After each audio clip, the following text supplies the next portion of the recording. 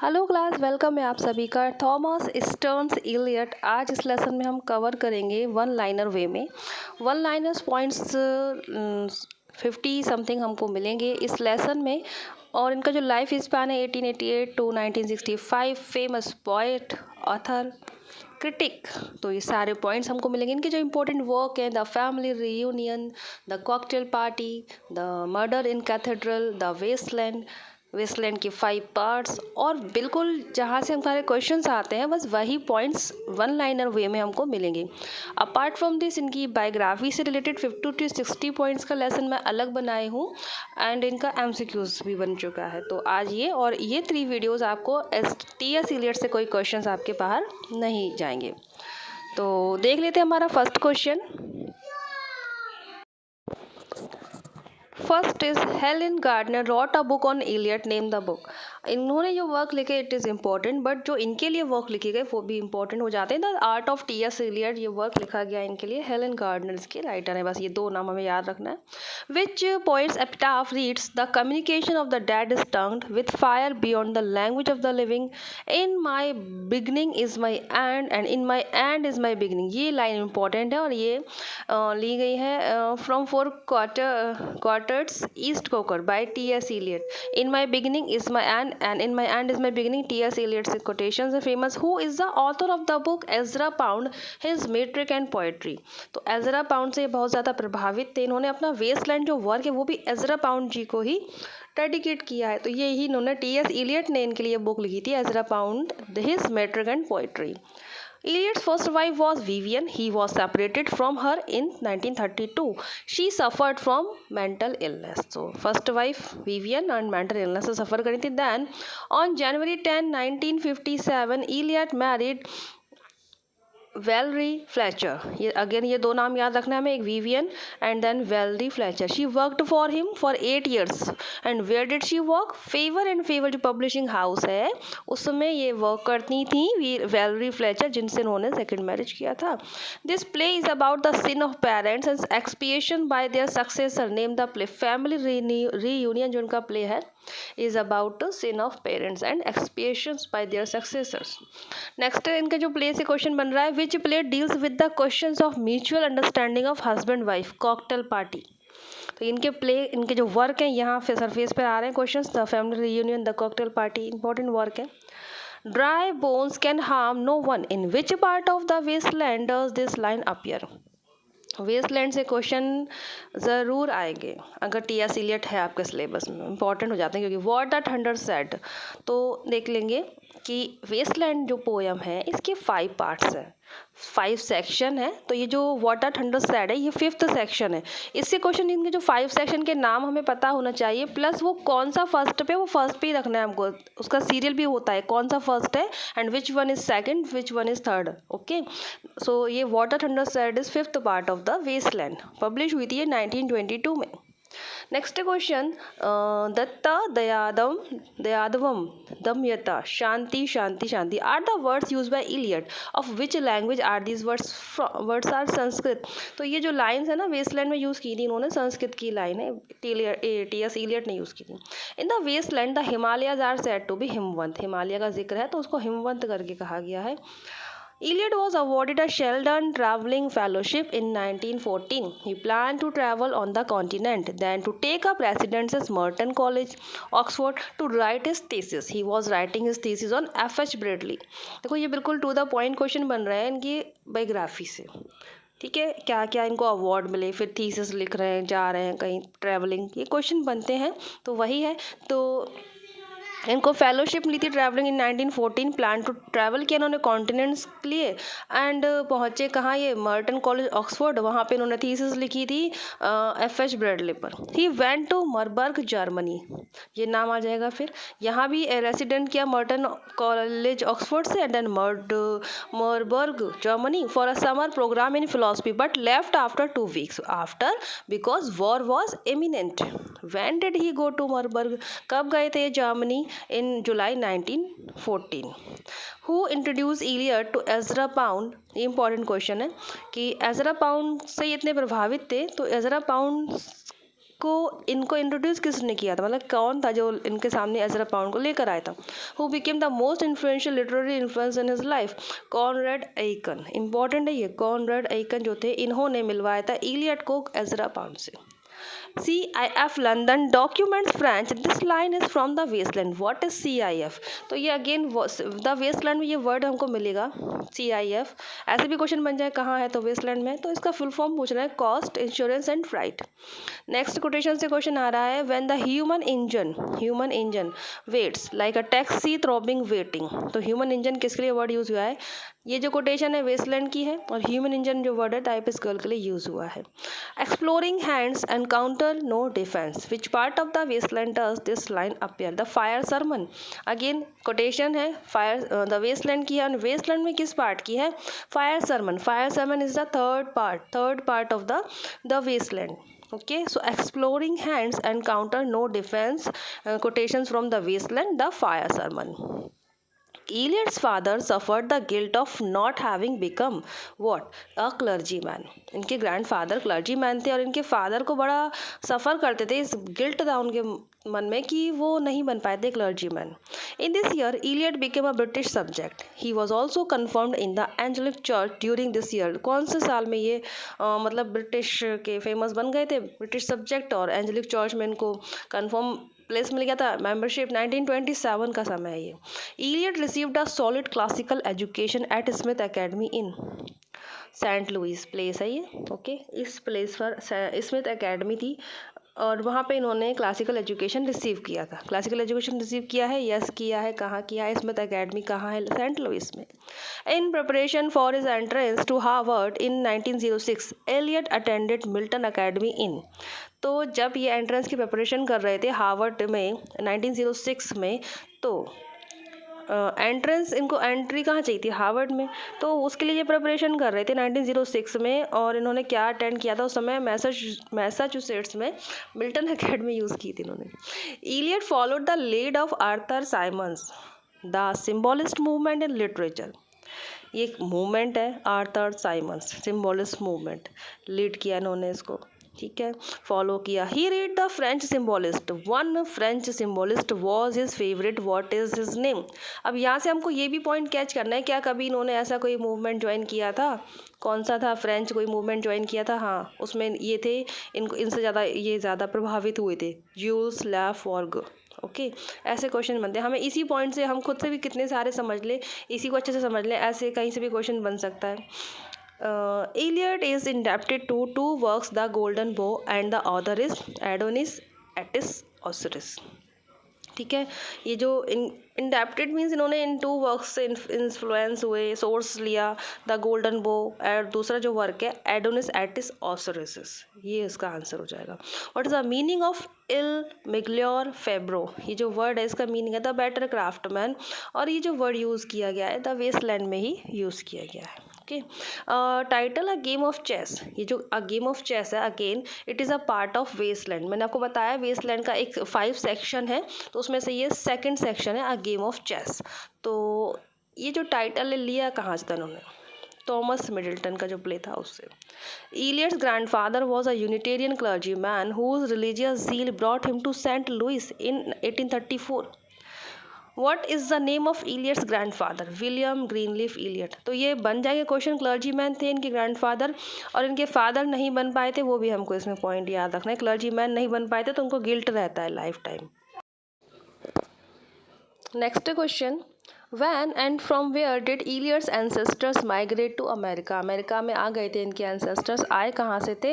From East Coker, Somersetshire, England, यहाँ से आए थे in 1668।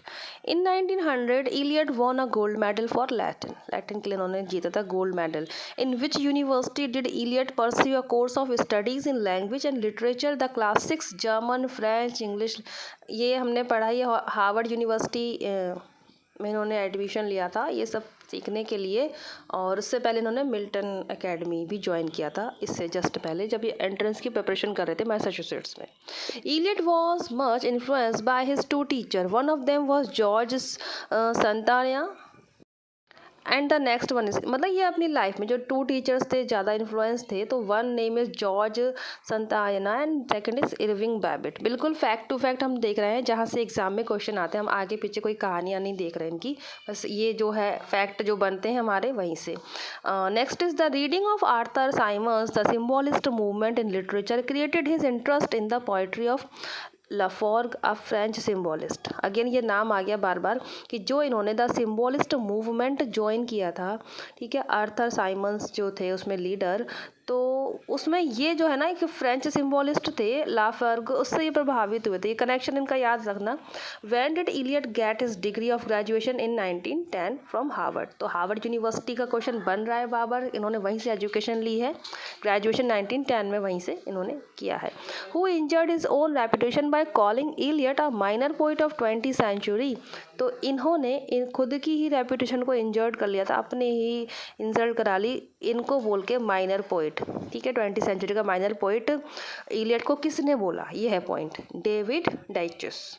Who declared himself a classicist in literature, a royalist in politics and an Anglo-Catholic in TS in religion। ये Elliot ने अपने आप को ऐसा बोला है, लिटरेचर में क्लासिसिस्ट, पॉलिटिक्स में रॉयलिस्ट एंड रिलीजन में एंग्लो कैथोलिक। एक क्वेश्चन ऐसा भी बनता है कि किसने अपने आप को कैथोलिक डिक्लेयर किया है, तो टी.एस. इलियट ने ही किया है, ठीक है।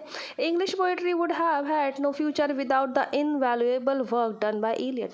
फ्रैंक कर्मोट, ये लाइन बोली है फ्रैंक कर्मोट ने इलियट के बारे में कि इंग्लिश पोइट्री का कोई फ्यूचर नहीं होगा इनके वर्क के बिना।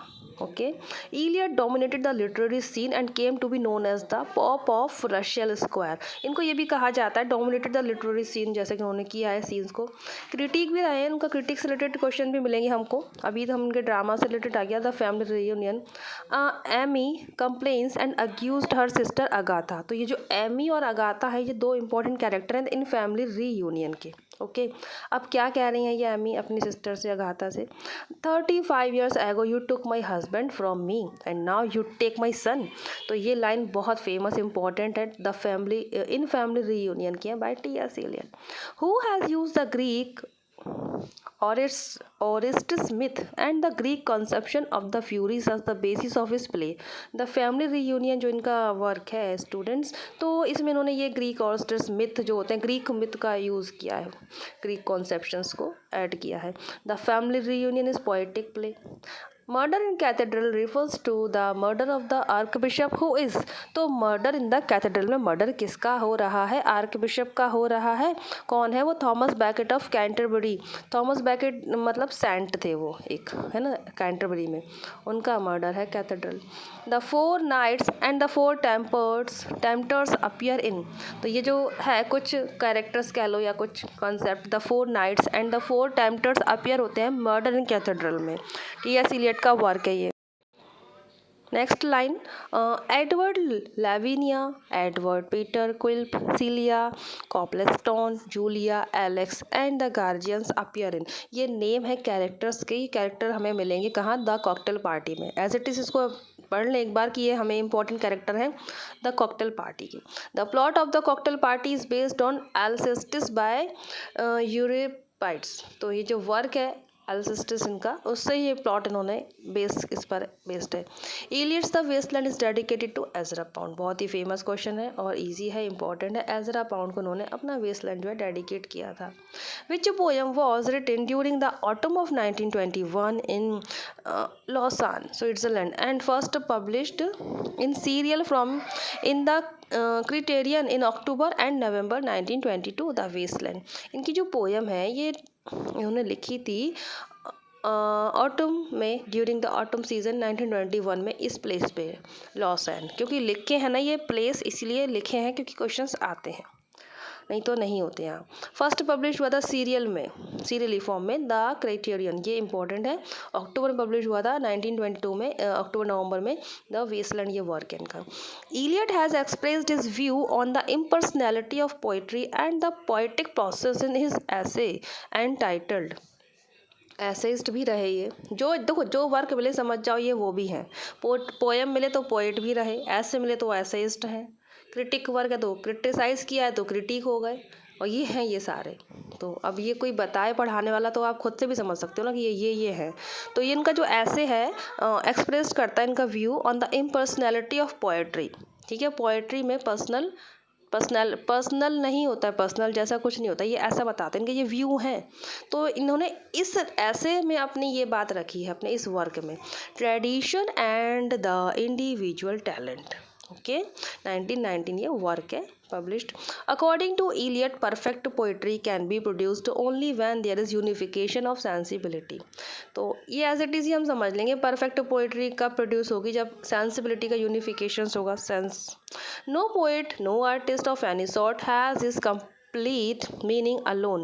Who said? Eliot said कि quotations Eliot की है। No poet no artist of any sort has his complete meaning alone. अकेला किसी का कोई मीनिंग नहीं है, ना कोई पोइट ना किसी आर्टिस्ट का। The personality of an artist is a continual self-sacrifice, a continual extinction of personality. This view of Eliot in tradition and individual talent. अब यहाँ हमें याद ये रखना है कि ये बार बार इस बात को बोल भी रहे हैं और अपने इस ऐसे में, ये वर्क है इनका जो ऐसे वर्क है ये इनका है, ट्रेडिशन एंड इंडिविजुअल टैलेंट किसका वर्क है, ऐसे क्वेश्चन आ जाए इलियट। हमें अंदर की इतनी डीप बातों को ना भी समझें, बट आप इसको समझ लो कि ये ऐसे इलियट का है, टी.एस. इलियट का है। ठीक है, the poem according to Eliot has no relation to the poet. तो ये जो इनका पोएम है इसका कोई रिलेशन नहीं है पोइट से, ऐसा इनका मानना है। और यही कॉन्सेप्ट इन्होंने अपने इस ऐसे में बताया है जो नाम लिखा है ऊपर। नेक्स्ट क्वेश्चन, नेक्स्ट जो हमारे पॉइंट्स, हम पॉइंट वाइज देख रहे हैं वन लाइनर। तो द फ्रेज ऑब्जेक्टिव, ये जो वन लाइनर सीरीज़ है स्टूडेंट्स एग्ज़ाम टाइम में आपके बहुत हेल्प करेगी। हमको नहीं बुक्स उठाने, हमको नहीं अपने लंबे चौड़े नोट्स देखना है, आप इसको शॉर्ट में देख लेंगे, आपका हो जाएगा इसमें easily. The phrase objective correlative occurs in Eliot's one of essays in the Sacred Wood. What is the बताया है? From which points of view does Eliot find Hamlet defective and an artistic failure? तो इन्होंने ये अलग से question बनता है कि हैमलेट को आर्टिस्टिक फेलियर किसने कहा है, इलियट ने कहा है, और किस पॉइंट ऑफ व्यू से, ऑब्जेक्टिव को रिलेटिव के व्यू से ही कहा है। उसमें ऐसा इनको नहीं मिला देखने को, तभी तो उन्होंने हैमलेट एंड हिज प्रॉब्लम करके वर्क लिखा। Okay, Shakespeare is successful in finding an objective correlative to express his emotions of the characters which drama is it. और मैकबेथ ने बताया है कि हाँ उसमें इनको ये बहुत अच्छे से मिला है objective correlative terms. Milton Samson agonist is a great success from the point of view of objective correlative. तो मिल्टन का जो वर्क है सैम्सन एगोनिस्ट, ये भी ऑब्जेक्टिव को रिलेटिव का व्यू इसमें अच्छा है, मतलब कि उसके व्यू पे, उस पर ये फिट बैठता है उस कॉन्सेप्ट पे। Who finds Eliot's phrase the objective को रिलेटिव डिफेक्टिव। अब इनके इस कॉन्सेप्ट को किसने डिफेक्टिव बताया, एलिजियो विवास। भाई ऐसे ही तो अलग बनते हैं क्वेश्चंस। अच्छा हो गया, गुड, सभी ने ओके, बट इन्होंने उसकी क्रिटिसिज्म उसको दे दिया, क्रिटिसाइज कर दिया, Eliseo Vivas. The phrase dissociation of sensibility occurs in, अब देखो जैसे कि इनका ऑब्जेक्टिव को रिलेटिव जो टर्म है इन्होंने इंट्रोड्यूस किया हैमलेट एंड हिज प्रॉब्लम में, इन द सेम वे एक और इनका जो टर्म है डिसएसोसिएशन ऑफ सेंसिबिलिटी, ये हमको मिलेगा इन्हीं के वर्क द मेटाफिजिकल पॉइंट्स में। ओके, नेक्स्ट देख लेते हैं पॉइंट, हमारे 2-3 पॉइंट्स रह रहे हैं। Criticism must always profess an end in view which रफली speaking appears to be the elucidation of works of art and the corrections of taste who said and where। Eliot ने कहा है the function of criticism, इसमें हमको ये देख लेना है कि जो क्रिटिक है तो इनका ये वर्क है द फंक्शन ऑफ क्रिटिसिज्म में इन्होंने ये कहा है must always profess an end in view which रफली स्पीकिंग। चलिए, what are the 2 chief tools of the critic according to Eliot, ये इंपॉर्टेंट है। क्रिटिक है तो अब एक क्रिटिक के लिए कौन से 2 इम्पॉर्टेंट टूल्स होते हैं, कंपैरिजन एंड एनालिसिस।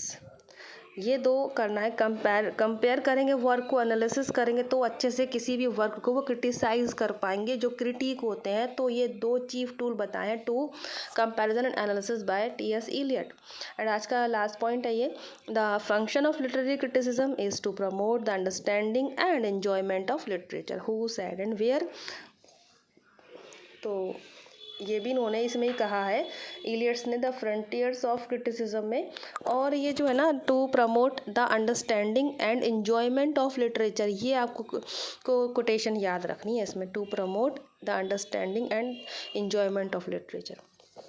देखो सीधी सी बातें हो गए हमारे सारे पॉइंट्स। फाइनली हमारे सामने चाहे बायोग्राफी आ जाए, चाहे एमसीक्यूज आ जाए, चाहे इस तरह से वन लाइनर आ जाए, हमको पता चल जाता है कि इस कंटेंट में फिर भी मोस्ट किस बात पे ज़्यादा जा रहा है, कि हाँ ये आएगा, ये अलग है, इस क्वेश्चन में इम्पोर्टेंट ये पॉइंट है। ठीक है, तो इतने एग्ज़ाम की जो आप लोग प्रिपरेशन कर रहे हैं, तो इतने तो आप भी हैबिचुअल हो रहे होंगे। And thank you for watching this lesson. खुश रहिए, पॉजिटिव रहिए। जय हिंद।